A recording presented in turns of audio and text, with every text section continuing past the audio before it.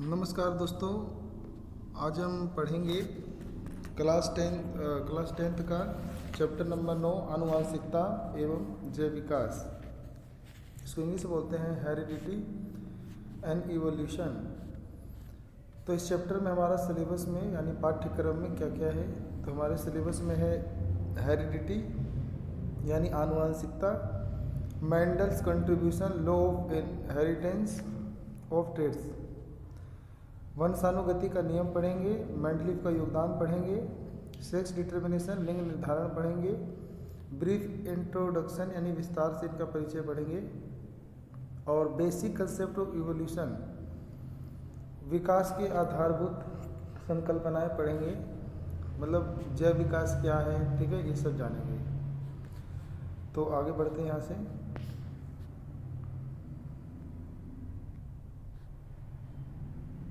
तो आगे यहाँ से बढ़ जाते हैं। यहाँ पे लिखा है फैक्ट एंड मैटर। तो हमारे को फैक्ट में पहला पढ़ना है एक हेरिडिटी क्या होता है। Heredity is transmission of characteristics और traits from the parents to their offspring. तो माता पिता से उनकी संतति, ऑफस्प्रिंग माना होता है संतति, माता पिता से उनकी संतति में गुणों का हस्तांतरण। तो माता पिता के अंदर जो भी लक्षण है या गुण होते हैं उसका माता पिता से, उनके पेरेंट्स से, उनके ऑफस्प्रिंग उनकी संतान या उनकी संतति, उनके संतानों में गुणों का हस्तांतरण को हेरिडिटी यानी आनुवांशिकता कहते हैं। तो आगे लिखा है कि वेरिएशन माने विभिन्नताएं क्या होती हैं।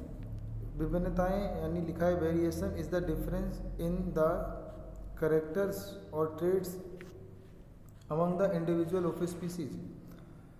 कहता एक ही जाति के जीवों में पाए जाने वाले विभिन्न मतलब लक्षण और गुणों को वेरिएशन माने विभिन्नताएं कहते हैं। तो जनक से उनके संतति में विशिष्ट लक्षणों का हस्तांतरण आनुवांशिकता कहलाता है, और एक ही जाति के जीवों के बीच में चरित्रों और गुणों का जो अंतर पाया जाता है, लक्षणों का अंतर, उसे वेरिएशन कहते हैं। ठीक है, तो यहाँ से अब आगे पढ़ेंगे। Accumulation in variation.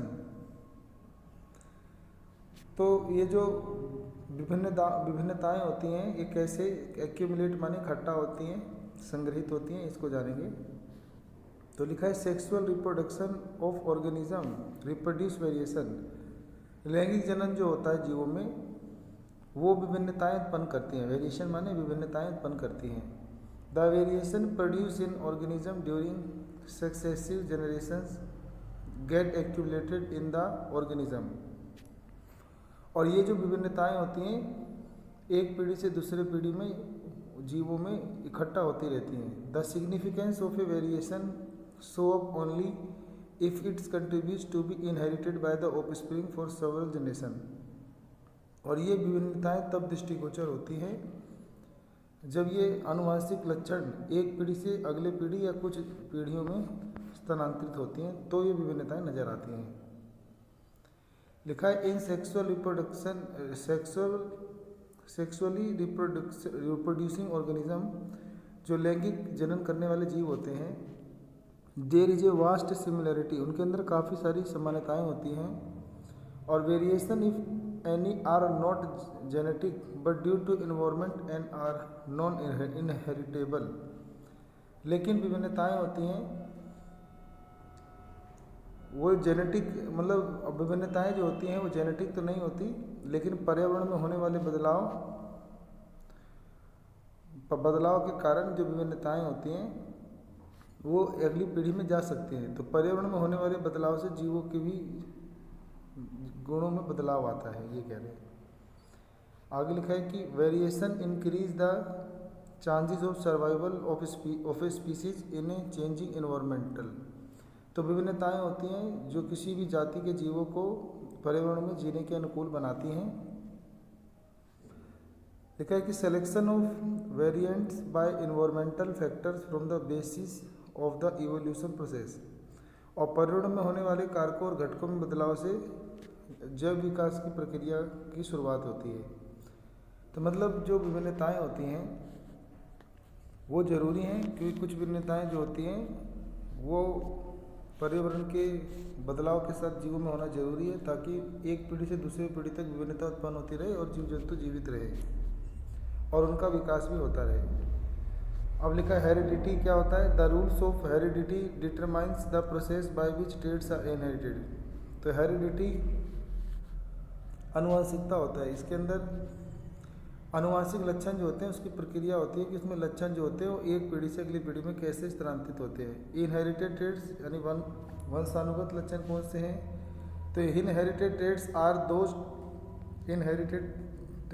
Those characters, ये वो गुण हैं which are transferred from one generation to another, जो एक पीढ़ी से दूसरी पीढ़ी में वंशानुगत होते हैं। जैसे हाइट, स्किन कलर यानी त्वचा का कलर, ऊंचाई, ब्लड ग्रुप यानी रक्त समूह। तो माता पिता का जो रक्त समूह है वो उनकी पीढ़ियों में जाता है, त्वचा का रंग जाता है, और माता पिता की जो ऊंचाई है या बालों के रंगों का रंग है वो सब एक पीढ़ी से अगली पीढ़ी में जाता है। अगला यहाँ पे लिखा है कि rules for inheritance of traits, Mendel contribution. तो वंशानुगति के लक्षणों का नियम और मेंडल का योगदान, इसमें हमें पढ़ना है। Inheritance is the transmission of genetically control characteristics from one generation to next. तो वंशानुगत में क्या होता है कि जो अनुवांशिक लक्षण होते हैं उन लक्षणों को कंट्रोल किया जाता है और उसको एक पीढ़ी से अगली पीढ़ी में वो जो लक्षण और गुण होते हैं वो स्थानांतरित किए जाते हैं, ये बताया था मेंडल ने। आगे लिखा हुआ है कि जॉर्ज मेंडल, तो ग्रेगर जॉर्ज मेंडल था पूरा नाम। तो George Mendel choose P plant, उन्होंने मटर का पौधा चुना फॉर स्टडिंग इनहेरिटेंस। वो अनुवांशिक लक्षणों को या वंशानुगति के लक्षणों को पढ़ने के लिए उन्होंने मटर का पौधा चुना। Pea plant have a number of clear cut difference, some plants were tall, some short, and they are easily to tell apart and also they have a short life cycle. तो उन्होंने मटर का पौधा चुना और उसके सभी गुण स्पष्ट दिखते थे। उन्होंने एक लंबा पौधा लिया, एक बौना पौधा लिया, और इनके गुणों को, इनके लाइफ स्टाइल मतलब इनका जीवन चक्र छोटा होता है, तो इस वजह से उन्होंने मटर का पौधा चुना कि इसका जीवन काल छोटा होता है, इसमें जो गुण होते हैं वो जल्दी से नज़र आते हैं।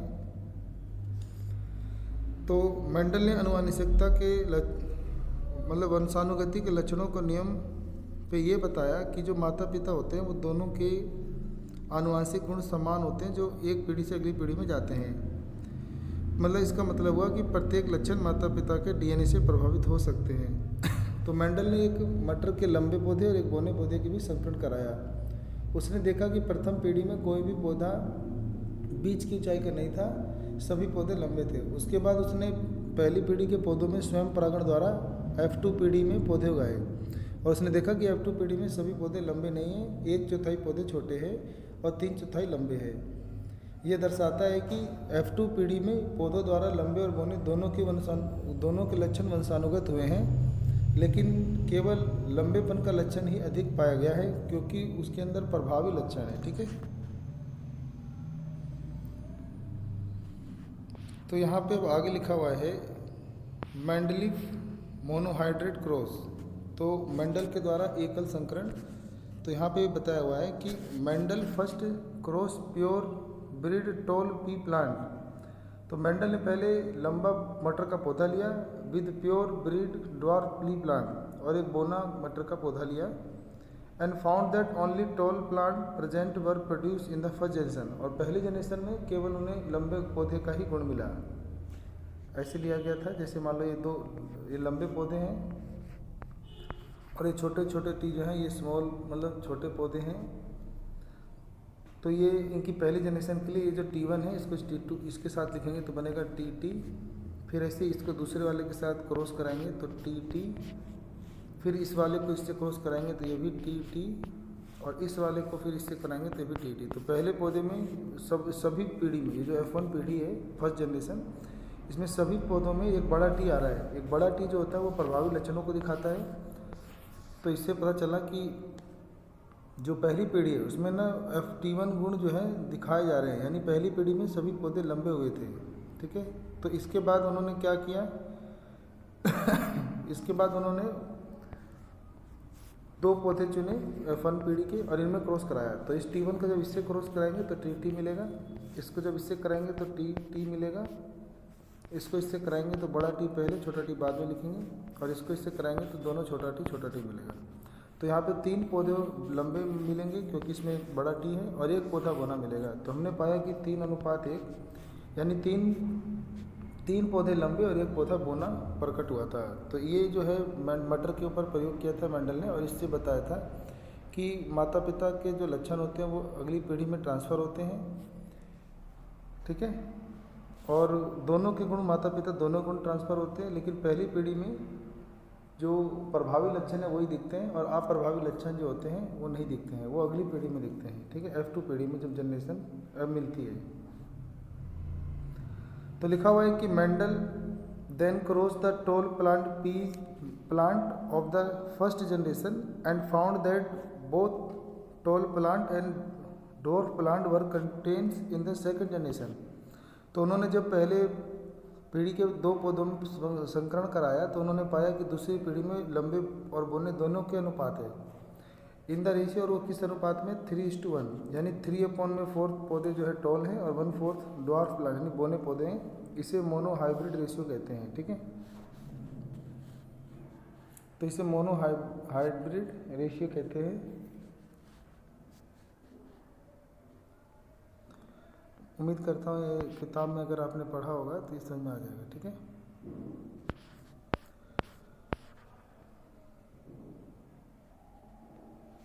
यहाँ से लिखा है मेंडल डाइहाइड्राइड क्रॉस और द्विसंकरण पढ़ेंगे मेंडल के द्वारा।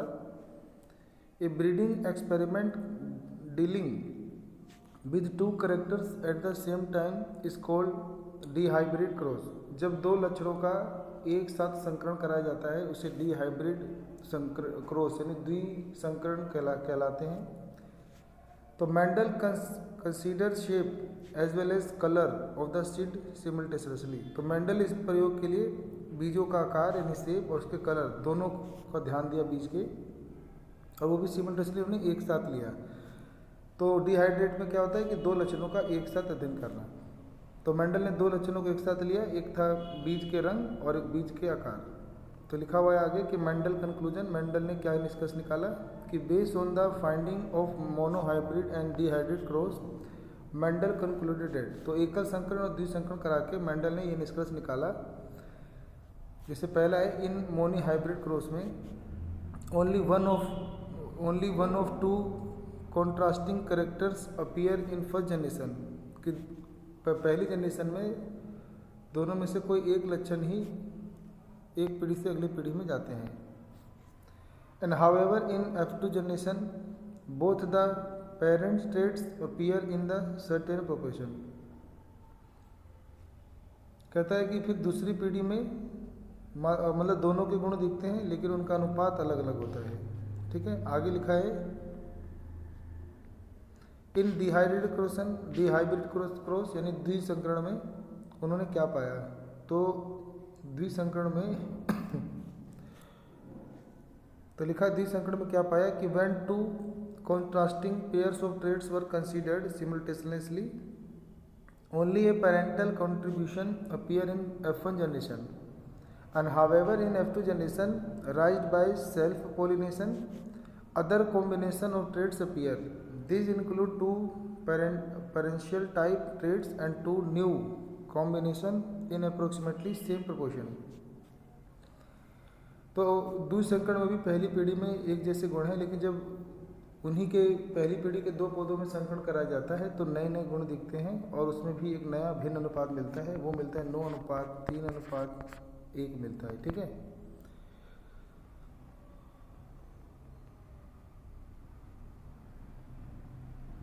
उसके बाद आगे लिखा है कि मेंडल इंटरप्रिटेशन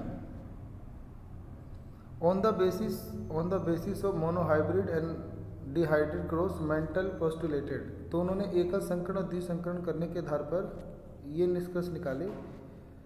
पहला बताया कि there are a pair of unit factors control each characters in a pea plant. कहता है कि एक विभिन्न कारक होता है जो पेड़ पौधों के लक्षणों को निर्धारित करता है। One inherited from each parents, और एक वंशानुगत या एक गुण जो होता है वो अगली पीढ़ी में जाता है माता पिता से।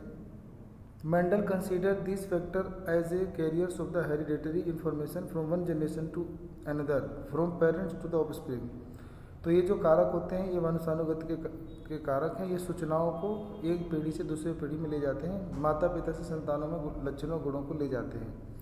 Eight the time of reproduction when gametes are form, और जनन के दौरान जब ये गैमेट्स यानी युग्मक बनते हैं तो this factor segregate so that etch gametes receive only one factor of each characters and this is called law of segregation. तो ये जो कारक होते हैं जब एक पीढ़ी से अगली पीढ़ी में जाके गैमेट्स बनाते हैं तो केवल एक गुण ही दिखाई देते हैं, जाते दोनों के हैं लेकिन एक गुण दिखाई देते हैं। इस नियम को बोलते हैं law of segregation. Fertilization brings these two factors again together in the offspring. और तो संतानों में दोबारा ये जो कारक होते हैं वो निषेचन के समय भी दिखाई देते हैं। ठीक है, तो ऐसे उन्होंने बताया। इन F1 generation only one character was express, Mendel call it's dominant character. और पहली जनरेशन में एक जैसे गुण दिखते हैं, ये सारा डोमिनेंट करेक्टर यानी प्रभावी लक्षण कहलाते हैं। The character which was not express was term recessive character. और वो गुण जो अगली पीढ़ी में नहीं दिखाई देते उन्हें रिसेसिव करेक्टर बोलते हैं, यानी अप्रभावी लक्षण। The phenomena of appearance of only one of the two contrasting traits in F1 generation is termed as dominance। तो वो घटना या वो गुण जिसके अंदर दो लक्षण F1 पीढ़ी में ना होकर एक ही लक्षण दिखाते हैं, या दो लक्षण एक साथ जाते हैं और विभिन्नताएं दिखाते हैं, इसे डोमिनेंस कहते हैं। The characters are not loss even when they are not express. जब तक वो लक्षण दिखेंगे नहीं तो नष्ट नहीं होते हैं। When F1 offspring were allowed to be self-pollination, both the parental traits were expressed in different proportion in F2। और F1 पीढ़ी का जब आपस में स्वयं परागण कराते हैं तो हमें अलग अलग लक्षण मिलते हैं F2 पीढ़ी यानी सेकंड जनरेशन में। From F1 generation of D hybrid cross, Mendel postulated that inheritance of factors controlling a particular traits in an organism are independent of the other. This is called law of independent assortment। F1 पीढ़ी में जब द्विसंकरण कराया गया तो वंशानुगत के अलग अलग और भिन्न भिन्न गुण नजर आए जीवों में और लक्षण नजर आए। इससे उन्होंने बताया कि जो जीवों में जो लक्षण या गुण होते हैं वो स्वतंत्र होते हैं। When at the time of reproduction two pairs of factor of each of the two traits in a dihybrid cross segregated independently during gametes form and randomly form contributions।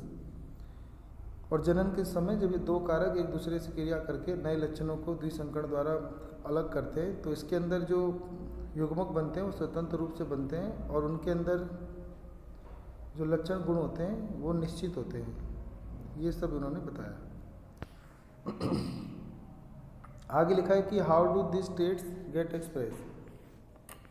तो यहाँ तक हमने क्या जाना वो जान लेते हैं। यहाँ पर हमें ये बताया गया है कि जो लक्षण होते हैं, ठीक है, वो माता पिता दोनों के ही मतलब एक पीढ़ी से अगली पीढ़ी में जाते हैं और प्रभावी लक्षण जो होते हैं वो दिखाई देते हैं और अप्रभावी लक्षण बहुत कम दिखाई देते हैं। हालांकि जो लक्षण होते हैं वो दोनों ही जाते हैं मतलब संतति में और वो भी स्वतंत्र रूप से जाते हैं। How do this traits get express. अब यहाँ पे आएंगे कि ये जो लक्षण होते हैं अपने आप को किस प्रकार व्यक्त करते हैं। तो यहाँ पे बताया गया है कि कोशिका के डीएनए में प्रोटीन संश्लेषण के लिए एक सूचना स्रोत होता है। डीएनए का वह भाग जिसमें किसी प्रोटीन संश्लेषण के लिए सूचना होती है उसे प्रोटीन का जीन कहते हैं। और पौधों में कुछ हार्मोन होते हैं जो लंबाई को नियंत्रित करते हैं। अतः किसी पौधे की लंबाई पौधों में उपस्थित उस हार्मोन की मात्रा पर निर्भर करती है। पौधों के हार्मोन की मात्रा उस प्रक्रम की दक्षता पर निर्भर करेगी जिसके द्वारा वह उत्पादित होता है।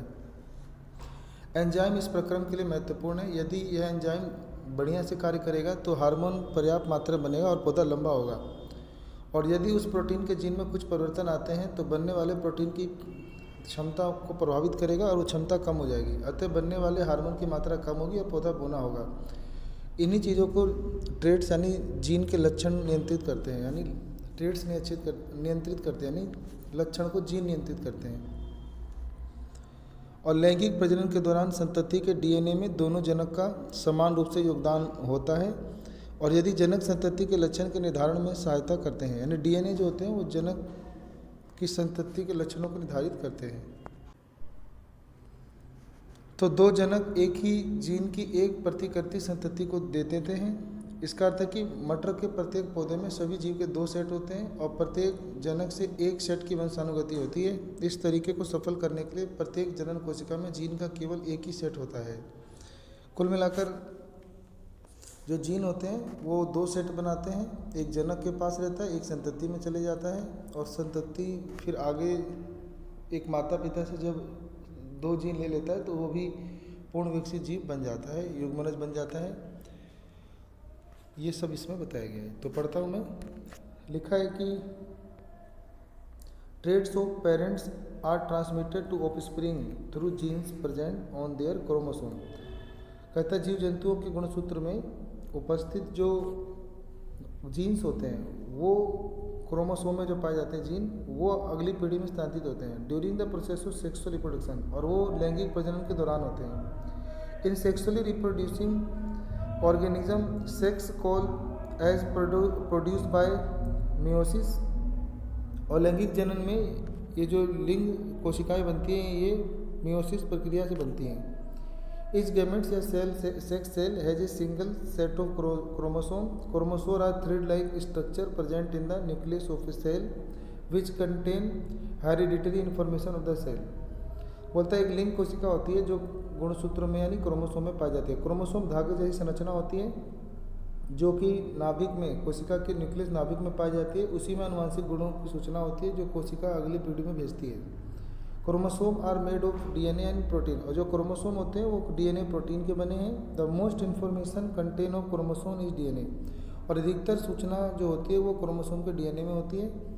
Each species has a fix number of chromosome, और हर पीढ़ियों में हर जाति में क्रोमोसोम की संख्या निश्चित होती है उनके सेल में। क्रोमोसोम अकर इन पेयर, और जो क्रोमोसोम होते हैं वो जोड़े में पाए जाते हैं। लिखा है कि one chromosome comes from the father, एक क्रोमोसोम पिता से प्राप्त होता है, और one and other from the mother, एक माता से प्राप्त होता है chromosome. A DNA carries the code use by the cell while making protein, और जो डीएनए होते हैं वो प्रोटीन बनाने के लिए इनका प्रयोग करते हैं। Each chromosome contain one molecule of DNA and gene are the segment of DNA. हर क्रोमोसोम में डीएनए होते हैं और डीएनए के कई खंड में जीन होते हैं। A section of DNA that provides information for one protein is the gene for the protein. Example, the amount of plant hormones made will depend on the efficiency if the process by making it.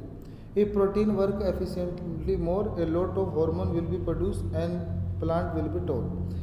कह रहा है कि DNA के अंदर जो gene होते हैं उसके अंदर अगर प्रभावी लक्षण होते हैं डोमिनेंट, तो उसके अंदर बहुत तेज़ी से क्रिया होती है और उसके अंदर हार्मोन तेज़ी से बनते हैं और वो ज़्यादा सक्षम होकर पौधे लंबे बनाते हैं। ड्यूरिंग फर्टिलाइजेशन, लेकिन निषेचन के दौरान, when the sperm fuse with the female gametes the number of chromosome of the that species is restore. और लैंगिक जनन के दौरान, निषेचन के दौरान जब स्पर्म जो होता है वो मादा अंडाणु से जब मिलता है तो क्रोमोसोम की संख्या पूरी हो जाती है, और स्पीसीज बनने के लिए क्रोमोसोम की संख्या पूरी होने पर the progeny inherited 2 genes of each traits from its parents, but the traits show by the progeny in the dominant one. In case of traits tallness and tallness is dominant over the genes of the dwarfness.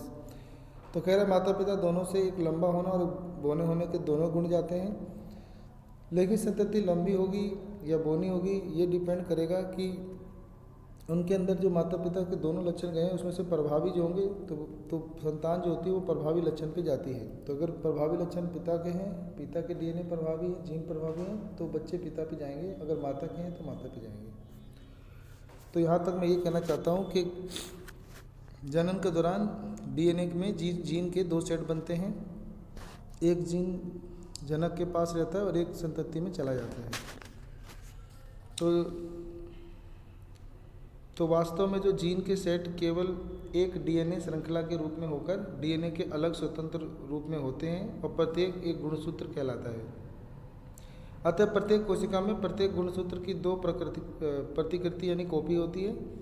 इनमें से एक नर और दूसरी मादा जनक से प्राप्त होती है। प्रत्येक जनक कोशिका से गुणसूत्र के प्रत्येक जोड़े का केवल एक गुणसूत्र ही एक जनन कोशिका युग्मक में जाती है।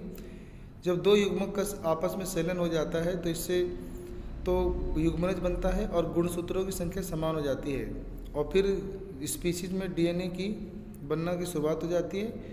ये सब के बारे में जानकारी हमें मेंडल के प्रयोगों से मिली थी। तो वंशानुगति के बारे में जो जानकारी है ये हमें मेंडल ने दिया था। तो यहाँ तक हमने जानकारी प्राप्त कर ली है।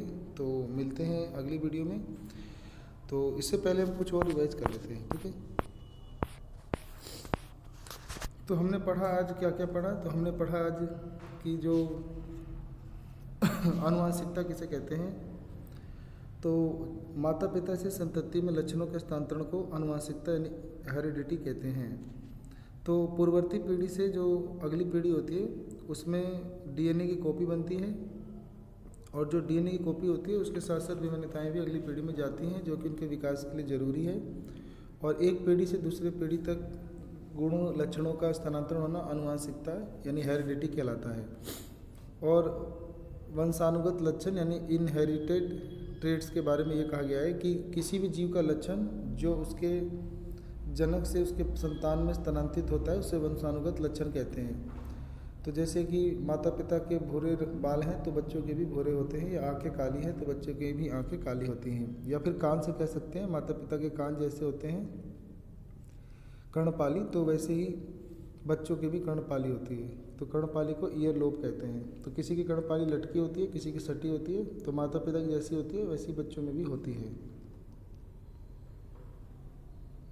तो फिर मेंडल के हमने बारे में पढ़ा कि मेंडल ने ये बताया कि जो माता पिता होते हैं वो दोनों के गुण संतति में जाते हैं लेकिन प्रभावी लक्षण नहीं दिखाई देते हैं और अप्रभावी लक्षण दब जाते हैं, वो जाके अगली किसी जनरेशन में दिखाई देते हैं। और जो जीव का जन्म होता है वो डीएनए की कॉपी से बनता है और डीएनए जो होता है वो जीन के सेट बनाते हैं और जीन के 2 सेट जब आपस में मिलते हैं तो जीन का सेट पूरा होने से गुणसूत्रों की संख्या समान हो जाती है और गुणसूत्रों के समान हो जाने से जीव का जन्म हो सकता है, ठीक है। तो ये सब जो है बताया था मेंडल ने। और ये भी बताया कि जो एक जीन से जो एक पीढ़ी से दूसरे पीढ़ी में जब जीन जाता है तो उसमें एक प्रभावी एक अप्रभावी होता है। तो दोनों के गुण नहीं दिखकर जो प्रभावी होता है यानी डोमिनेंट उसके लक्षण दिखाई देते हैं। जो अप्रभावी होता है रिसेसिव उसके जो गुण है वो दिखाई नहीं देते हैं। तो मेंडल ने एकल संकरण या द्विसंकरण के प्रयोग के द्वारा इस बात को पुष्टि की थी। तो हमने यहाँ तक पूरा पढ़ लिया है।